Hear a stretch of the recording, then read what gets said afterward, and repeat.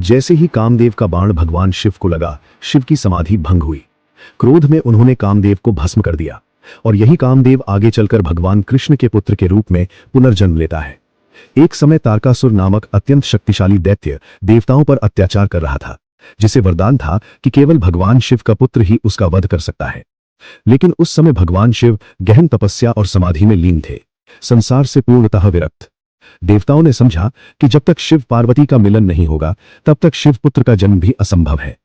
तब देवताओं ने कामदेव से प्रार्थना की कि वे भगवान शिव की तपस्या भंग करें। देवताओं के आग्रह पर कामदेव ने भारी जोखिम जानते हुए भी लोक कल्याण के लिए शिव की तपस्या भंग करने का निश्चय किया। वे रति और वसंत के साथ कैलाश पहुंचे और पुष्प बाण से शिव के हृदय में प्रेम जगाने का प्रयास किया।